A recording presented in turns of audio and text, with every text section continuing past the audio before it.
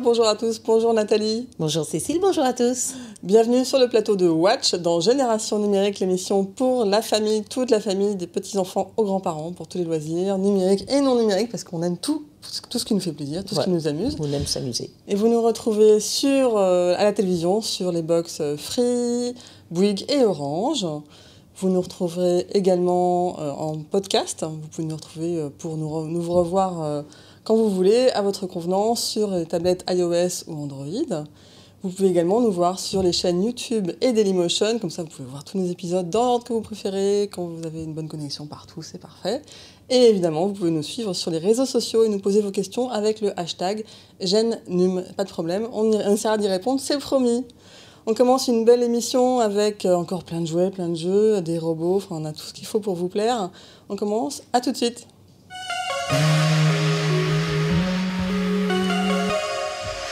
Un peu de douceur pour commencer. Allez, un peu de douceur, regarde. Ils sont assez mignons. Il y a des canards partout, tu vas finir par voir des canards partout. Je vais être allergique à leurs poils.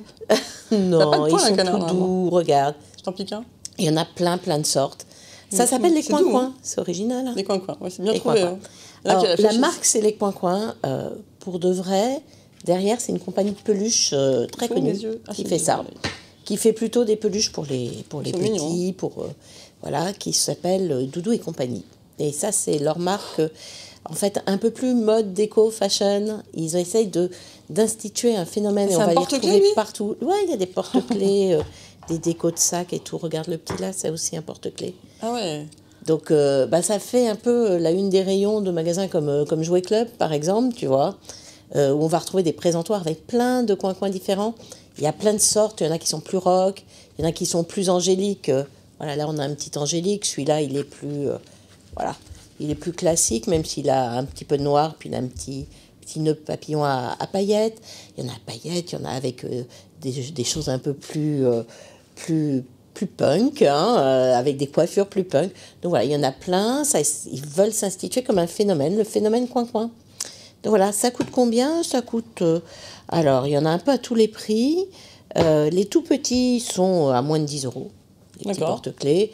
Ceux-là sont à entre 12 et 15 € et ça peut monter jusqu'à 20-25 pour cette taille-là. Après, il y en a même des beaucoup plus grands.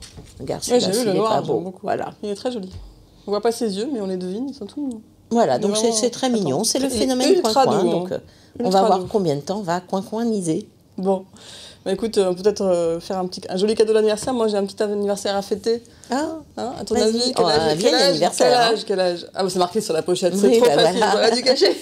70. Non, mais en fait, ils n'ont même pas que 70 ans, parce que 70 ans, c'est la pochette en elle-même, la pochette Canson qu'on a tous eu. Hein. Moi, j'aurais pu vous ramener des dizaines ou centaines de dessins que j'ai fait dessus quand j'étais petite. Mon papa a tout gardé, merci papa. Donc en fait, ça, c'est les 70 ans de la pochette Canson, mais la manufacture de papier Canson, vas-y, donne un chiffre. 120 ? Pouf, petite joueuse. 200 ? 460 ans. Ah ouais, ouf. 460 ans quand même. Hein, donc, et c'est français, c'est dans l'Ardèche.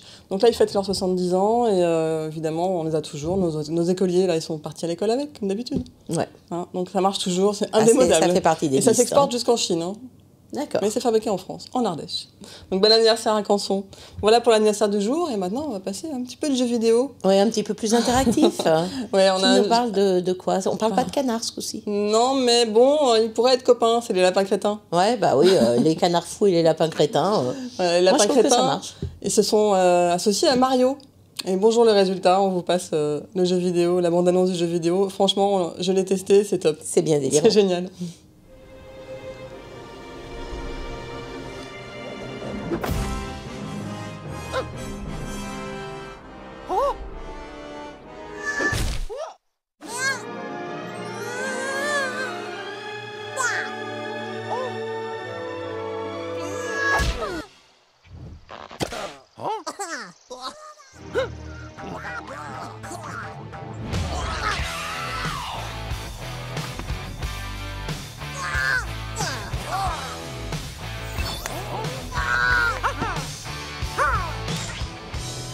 Voilà, c'est sympa, non?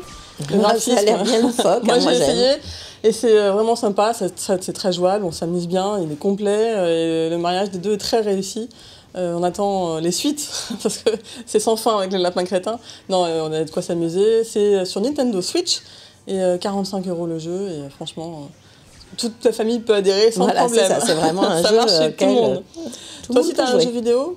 Enfin non, un appareil, ça vas-y. Alors c'est aussi un jeu vidéo parce que c'est ce qu'on appelle la 360. Il y a une série animée, il y a un jeu vidéo, il y a des applis et il y a ce qui avait fait rupture de stock l'année dernière. Ah oui, j'avais pas vu ta montre. Là, oui, voilà, discrète, j'ai une montre discrète. Très discrète, très jolie. Très féminine, tu vois, tout en finesse. Oui. Hein, et puis avec des couleurs passe-partout. Oui, ça va bien avec ton t-shirt. Elle a quand même fait une rupture de stock l'année dernière dans sa première version. C'est la Yokai Watch. La montre qu'a le héros de la série Yokai Watch. Donc, c'est quoi? C'est des yokai, ce sont des petites figurines imaginaires qu'on attrape avec la montre. Et la grosse nouveauté de cette montre-là, je vais essayer de vous le montrer, outre le fait que ça fait plein de bruits bizarres et affreux. Toujours. Surtout, voilà, hop, on va essayer de vous montrer ça sur le plateau. Voilà. Ouais, on le voit. Cela envoie on peut en projeter vidéo, un peu. Ouais. On projette l'image du yokai qui est dedans. Alors comment on change son yokai? Oh, un yokai. Oh, un autre yokai. On le glisse dedans. Alors surtout, ne jamais vous tromper. Bien le mettre avec la flèche dans le bon sens, sinon vous ne le retirez jamais. Et donc ce n'est plus le même et il ne fait plus les mêmes bruits. Donc tu as une autre image. Et il y a une autre image qui sera projetée. D'accord. Donc 35 €. 35 € la petite plaisanterie. Chez Hasbro. Mais garde-le, il te va très bien. Oui, c'est tellement joli. Non, mais j'ai peur de vous faire beaucoup de bruit pendant toute l'émission. Non, mais voilà, je vais être gentille. Pour les enfants de 10 ans, c'est parfait. Au-delà, ça. Non, c'est pour les un peu plus petits. Hein. Oui, voilà. C'est maximum 10 ans. Hein. Oui. Bon, moi, j'ai un jouet qui va à tout âge. Mais je pense que jusqu'à 70 ans, ça marche sans problème. Un nouveau jouet. Oups, c'est même pas un jouet, c'est le petit robot Cosmo. Alors, c'est un petit robot qui a été créé par la société Anki. Il est déjà aux États-Unis depuis plus d'1 an, mais il a un succès fou. Ouais, il arrive enfin en France. Et pourquoi? Alors, vous me direz, c'est un nouveau robot. Non, c'est pas que un nouveau robot, celui-ci. Il a de l'intelligence artificielle dedans, donc ça change un petit peu tout. On peut faire du coding avec. On peut faire de la programmation. Donc c'est pas un robot pour jouer, c'est juste pour l'école, je vous promets. Non, il va très bien à la maison, il se porte à merveille chez moi depuis qu'il est arrivé. On s'amuse beaucoup. Donc là, il est éteint. Il a un support pour le charger. Je vais vous montrer là. Non, je peux pas le brancher. Bon, bref. Hop, on le repose sur sa base, il a besoin de sa base pour pouvoir se réveiller. Donc, Et je vais le lancer. Hop. Alors, il se dirige avec une application. Hein, c'est très facile. Hop. Avec l'application, on peut tout piloter, on peut piloter entièrement. Il arrive avec aussi 3 cubes comme ceci, qui ont une face lumineuse. Je vais le poser près de lui, hop. Et alors, on va le réveiller doucement, connect, hop. Normalement, ça marche, hein, parce qu'on n'arrête pas de jouer avec. Il marche très bien, il n'y a aucun problème. Alors, une de ses particularités, c'est que c'est un robot, mais il est très vivant. Il est presque humain. Et c'est parce que chez Anki, ils ont choisi de ne s'entourer pas que d'ingénieurs, mais également de pros de l'animation. Ils ont débauché les gens de chez Pixar. Donc forcément, toutes les expressions ont été étudiées au millimètre et il est hyper expressif. C'est vraiment un petit robot qui parle à travers son visage et ses yeux, en fait, qui sont incroyablement animés. Et il parle un tout petit peu. Alors ça y est, il est connecté, hop. En fait, il se connecte en Wi-Fi. Il a son propre Wi-Fi et votre tablette, votre smartphone se connecte à lui en Wi-Fi. Donc c'est très rapide. Il faut juste le temps de la connexion Wi-Fi. Voilà, il est réveillé. Ah oui, il a l'air même bien réveillé, tiens. Alors je vais peut-être vous le prendre, je ne sais pas comment vous le montrer parce que c'est ce qui est marrant, c'est ses jolis yeux. Hein. Alors je vais le mettre juste à côté de moi 2 minutes. Voilà, il se réveille. Il est très expressif, il a des centaines et des centaines d'expressions qui sont programmées dedans. Il me reconnaît, normalement, et on lui a appris à dire ses signes, on lui a appris à dire tous les prénoms de la famille. Oui, bonjour, Cosmo. Il peut parler un petit peu, il peut aussi, on lui a appris à faire des checks. Alors, normalement... Il veut checker, voilà, c'est ça. Je vais le poser. Alors, il reconnaît les bords de table, donc normalement, il ne peut pas tomber. Il essaye de ne pas tomber. Voilà, il a reconnu ses cubes. Il adore jouer.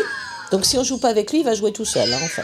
Il propose des jeux. C'est un robot qui va vous proposer des activités. Si vous le laissez tout seul, il va vivre tout seul, mais il va aller vers l'utilisateur pour lui proposer des activités.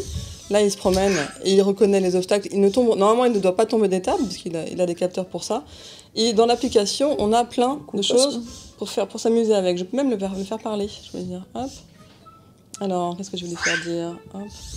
Mais la parole n'est pas du tout son atout. Hein. C'est juste, on peut lui faire dire quelques mots, mais il n'est pas fait pour ça. Ouais, c'est plus des onomatopées, des expressions sonores. Il ne va pas parler réellement. Hein. Par contre, on peut faire plein de jeux amusants. On va le faire parler un peu.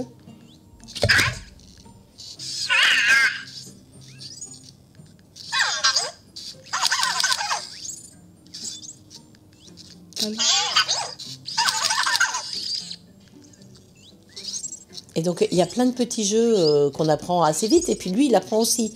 Donc, au début, c'est super bien parce qu'on gagne tout le temps. Puis après, non, c'est lui qui se met à gagner parce qu'il a analysé notre manière de jouer. Donc, par exemple, il faut taper sur le cube quand ils ont la même couleur. Il faut approcher sa main et lui, il essaye de taper dans la main avant qu'on la retire.